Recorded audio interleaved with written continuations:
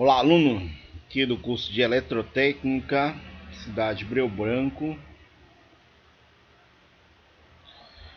E falando aqui sobre a disciplina sobre legislação do setor elétrico, terceiro bloco, tá? Matéria teórica que a gente puxou para que a gente possa conhecer a nossa legislação do setor elétrico. A primeira lei que nós tratamos aqui foi a Lei 414, que nós estamos encerrando hoje, tá ok? Então, a Lei 414, ela dita os procedimentos, deveres e direitos, consumidores e concessionárias, sobre a distribuição de energia elétrica. Então, ela é a lei que rege todo o princípio de distribuição do nosso setor. Por isso, é importante nós, como técnicos, conhecermos. A lei que eu passei aí foi vocês puderam observar que ela é bastante extensa, tá? Mas é muita leitura. Por quê, senhores? Porque é a partir dessa lei que nós tomamos os conhecimentos dos direitos que nós estamos sendo infringidos, que nós estamos perdendo pela concessionária. Por quê? Porque a gente, como técnico, nós podemos orientar nossos clientes e até mesmo representar e apresentar laudos em cima dessa 4 em 4 contra a própria concessionária, tá? Pedindo ressarcimento para o nosso cliente, para o nosso consumidor. Então, vamos lá, a nossa última aula aqui desse nosso 4 em 4, tratando sobre a legislação do setor elétrico. Paramos aqui na aferição dos nossos medidores, tá ok? A concessionária ou distribuidora deve realizar em até, olha aqui, 30 dias a aferição dos medidores e demais equipamentos de medição solicitado pelo consumidor, tá? Se eu, consumidor, precisar dessa aferição desses nossos medidores, a concessionária ela tem aqui um prazo de até 30 dias, tá? Passou disso, eu posso recorrer, tá? Eu posso recorrer judicialmente ou extrajudicialmente a nossa ação, certo? A distribuidora ela pode agendar com o consumidor no momento da solicitação ou informar com antecedência mínima de 3 dias úteis. Mas ela tem que informar o consumidor, tá? Ela tem que informar o consumidor com antecedência, tá? Eu não posso só chegar lá e receber o meu laudo. Eu tenho que ser notificado porque eu posso querer ir participar daquela aferição, tá ok? Daquela aferição. Então eu posso, na verdade eu tenho por direito ser informado, e esse informe, senhores, eu falei já para vocês, assinado, documentado, tá? Para a realização de todo e qualquer procedimento na concessionária. A distribuidora deve entregar ao consumidor o relatório de aferição. Muitas das vezes, senhores, a gente só consegue isso aqui já foi uma briga minha, tá? Indo na concessionária. Mas ela deve, então é a obrigação dela, tá? Entregar ao consumidor esse relatório.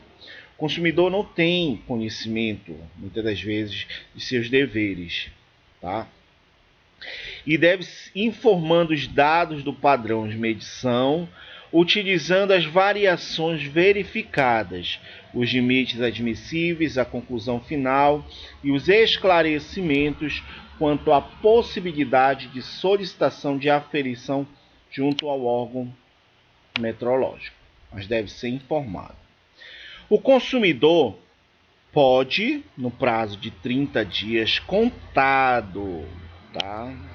Contado, corrido, a partir do recebimento da comunicação do resultado da distribuidora, solicitar posterior aferição do equipamento de medição pelo órgão metrológico, devendo a distribuidora informar previamente os consumidores os custos de frete de aferição dos prazos relacionados, vedada a cobrança de demais custos. Então, senhores, quando a gente recebe a comunicação do resultado da distribuidora, a gente tem os 30 dias para recorrer, tá? Mas a partir do recebimento. Às vezes a gente está esperando esse documento há quase 60 dias, a concessionária não entrega.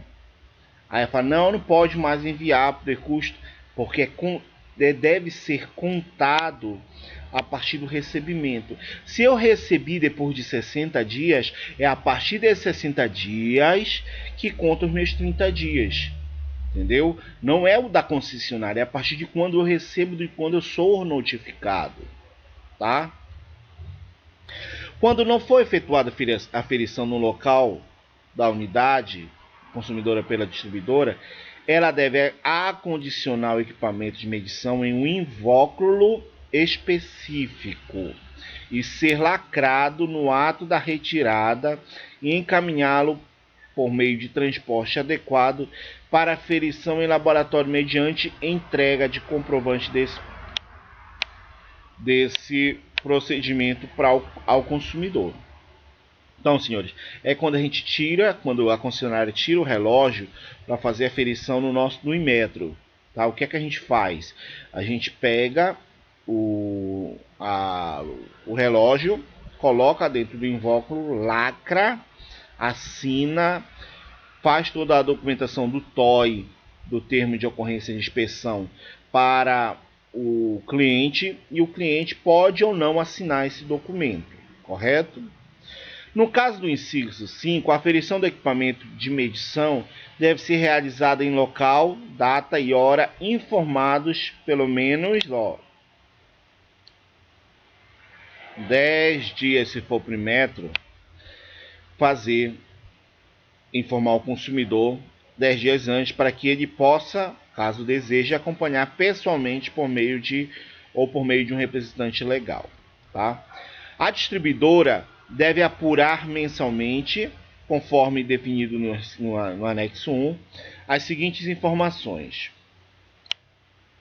Primeiro, quantidade de reclamações recebidas. Segundo, quantidade de reclamações procedentes, tá? Ou seja, que o fato ocorreu, que houve um erro, que eu fiquei sem energia elétrica. Terceiro, quantidade de reclamações improcedentes. Muitas vezes o pessoal liga lá só para fazer passa-trote, né? Mas também deve fazer essa ocorrência, registrar essa ocorrência, essa quantidade de reclamações. No prazo médio de soluções das soluções procedentes. Pessoal, tudo isso lá no módulo 11, no Prodigy, ele vai tratar que a partir de quando a concessionária tem ciência. O cliente não tem que ter ciência das informações de débitos, de inspeção, e essa ciência deve ser notificada. A notificação que a concessionária atende do cliente é ligação. Então a concessionária só vai tomar ciência a partir de quando a galera liga, tá? O cliente liga. Então nós devemos ligar, não devemos esperar pelo vizinho, esperar que o outro já ligou, pensar que o outro já ligou. A gente tem que ligar, porque isso dita custo para nós. Custo que eu falo que tarifa. A tarifa pela ANEEL ela é balanceada a partir de alguns parâmetros. E esses são os parâmetros utilizados para essas tarifações. devem ser computadas as reclamações efetuadas por todos os meios disponibilizados pela distribuidora: central de teleatendimento, postos físicos de atendimento, internet ou correspondência. Todas essas denúncias e reclamações, elas devem ser contabilizadas por todos os meios. Na avaliação da procedência ou improcedência da reclamação, deve ser considerados a legislação vigente. O que seria a legislação vigente? Devido ao tempo de pandemia, a concessionária vai ter um tempo maior para fazer a ligação.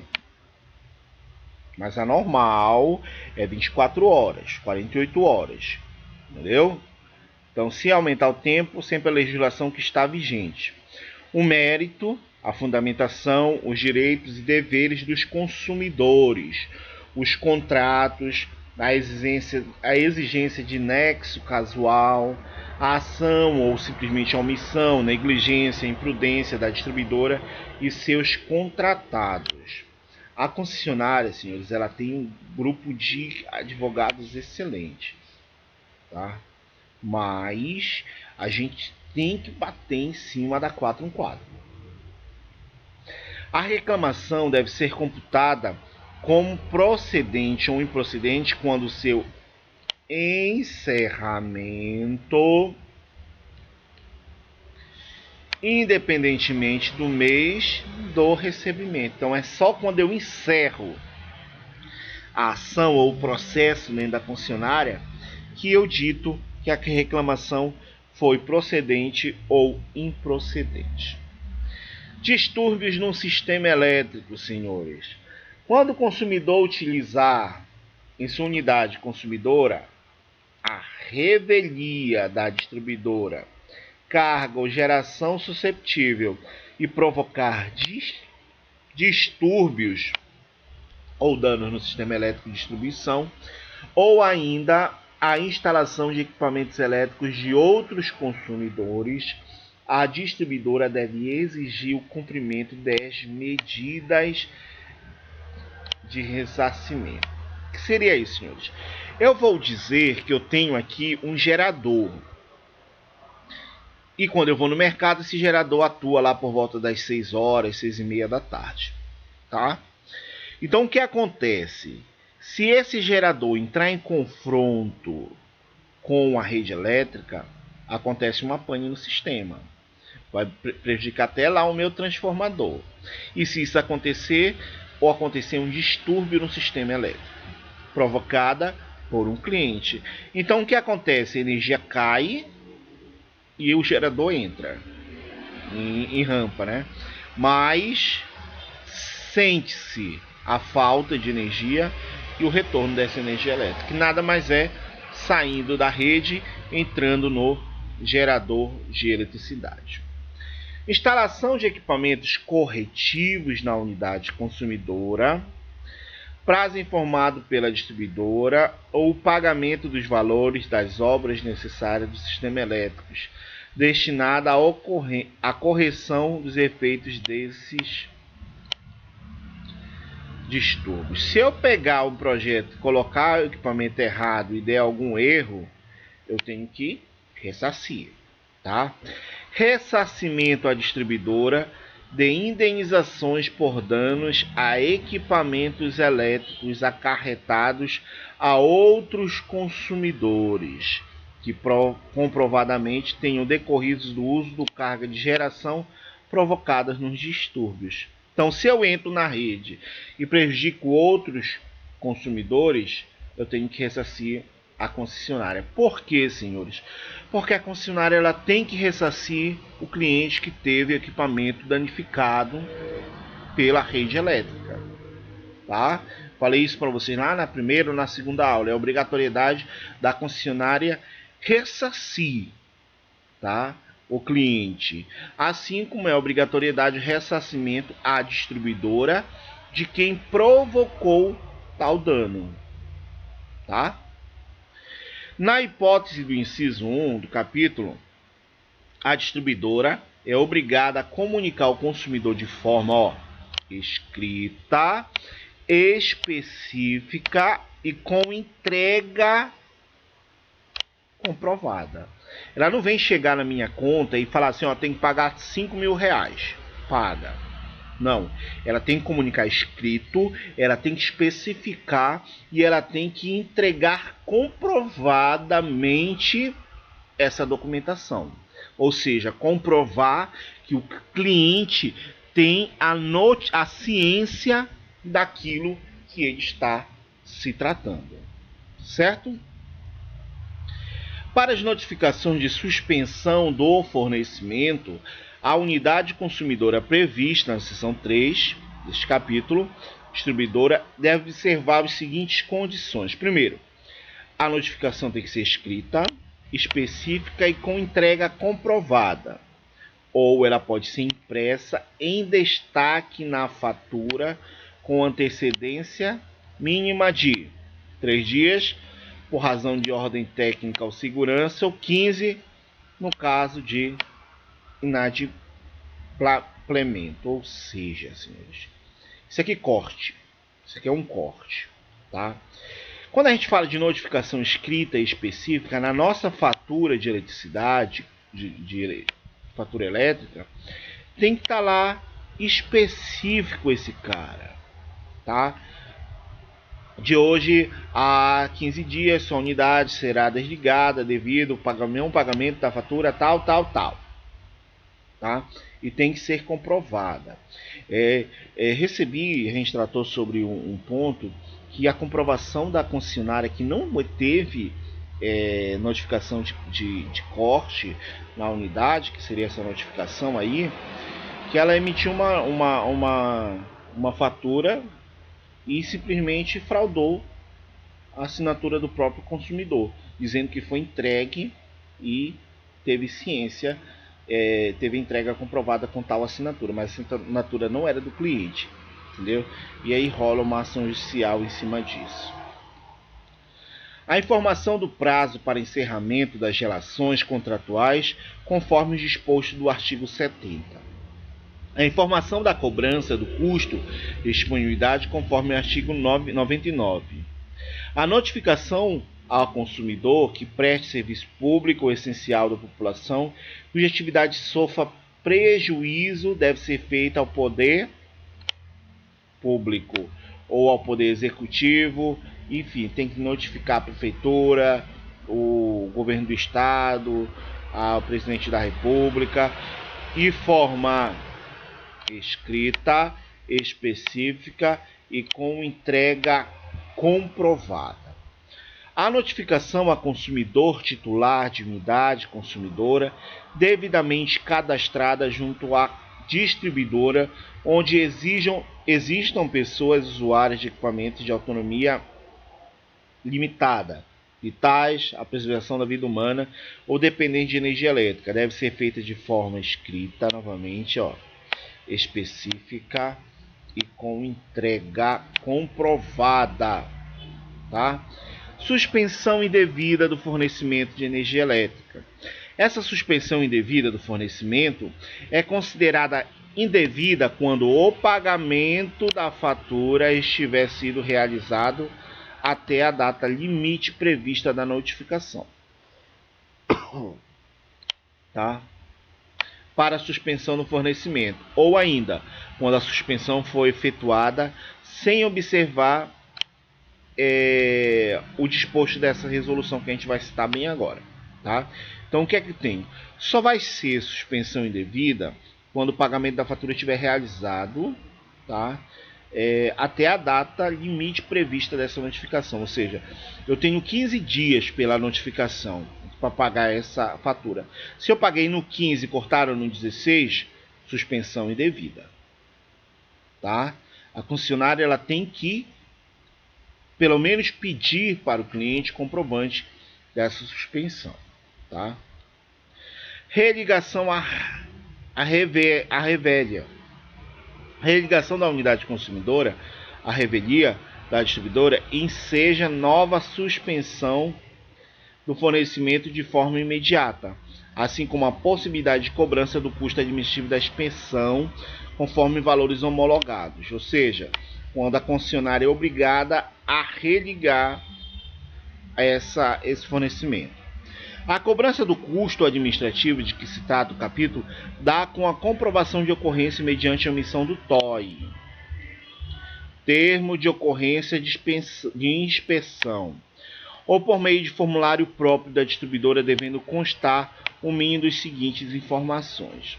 Então, todos os custos, tudo que se trata das irregularidades, eu tenho no TOI, que é o termo de ocorrência de inspeção. Esse TOI é o documento legal que a concessionária tem que entregar a cada vistoria, cada vez que ela vai na tua residência mexer no teu relógio, tá? Muitas das vezes o cliente assina, muitas das vezes o cliente não assina, tá? Mas aí eu boto a ideia de só assinar quando você está ciente daquilo que foi feito. Se aí, muitas das vezes a galera nem chama na porta, eles chegam no relógio, mexem no relógio e te entregam um documento para assinar, tá? Só que você não viu, não sabe o que foi feito, então não assine, tá? Só assine a partir de quando você acompanha o procedimento, porque essa assinatura é uma comprovação para a concessionária, ou até mesmo como eu posso dizer, uma confirmação que você estava ciente que tinha uma fraude em seu relógio. E depois você vai recorrer, não tem como, porque você assinou comprovando, certificando e afirmando que tal procedimento estava realizado corretamente. Aí isso prejudica o quê? Prejudica na hora que nós vamos fazer a alegação em juízo ou extrajudicial junto à concessionária. E elas apresentam essa documentação dizendo que não, o cliente estava ciente, assinou aqui, não tem por que reclamar. Entendeu? Então, se você não acompanhou, não assine. E também orientem isso para seus próprios clientes. Então, o que é que tem no TOI, senhores? Nós temos uma identificação do consumidor, o endereço da unidade consumidora, código de identificação da unidade consumidora, identificação e leitura do medidor. Cada medidor tem sua identificação, seu número de série, data e hora da constatação da ocorrência e identificação e assinatura do funcionário da distribuidora, ou seja, quem fez o procedimento em sua casa deve realizar a assinatura do TOI. O formulário deve ser emitido em no mínimo 2 vias, devendo uma via ser entregue ao consumidor. Assinado ou não, eles vão entregar. Mas se você assinar novamente, você afirma que você está confirmando tudo que está escrito naquele documento, mesmo você não sabendo que está escrito.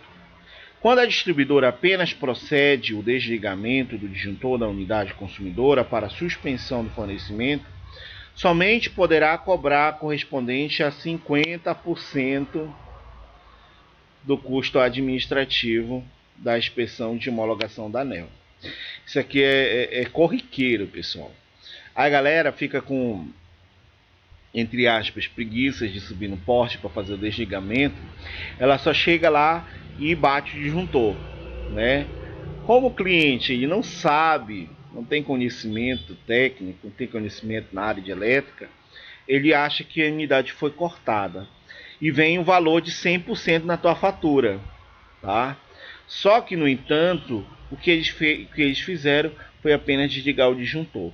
Quando isso acontece, tem que ser 50% do custo administrativo. Se for R$22, tem que ser R$11. Se você pagar R$22, você está sendo uma cobrança indevida, tá ok? Devido ao custo administrativo. A religação da unidade consumidora, senhores.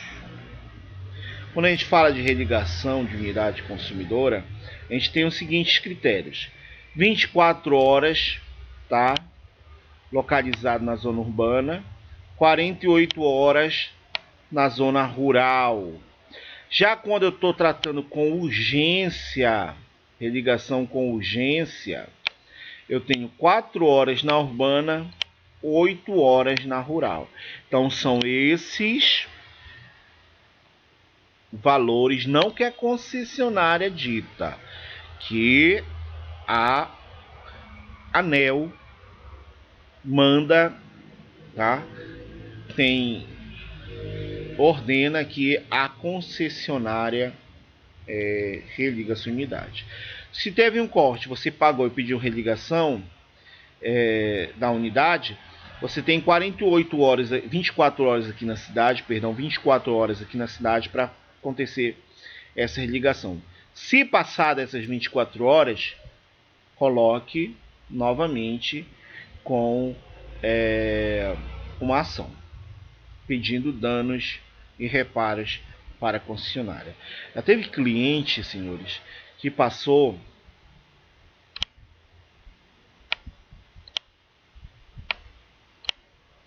49 horas sem energia elétrica em sua residência na cidade após a solicitação de religação. Para a concessionária, a unidade foi ligada em 12 horas após a solicitação, mas constatado que não houve o religamento até 49 horas, né? Então, no sistema disse uma coisa, mas os funcionários não fizeram, né? Responsabilidade de quem? Da concessionária. Assim como ela cobra de nós valores, de certa forma exorbitantes, nós também não devemos passar certas situações e deixar por assim mesmo junto à concessionária. Nós também devemos ser ressarcidos, porque assim como nós temos nossos deveres, nós temos os nossos direitos. Constatada a suspensão indevida do fornecimento, a distribuidora fica obrigada a efetuar a religação na unidade em 4 horas. Tá? Principalmente quando a gente chega lá no PROCON, faz a ação, tá?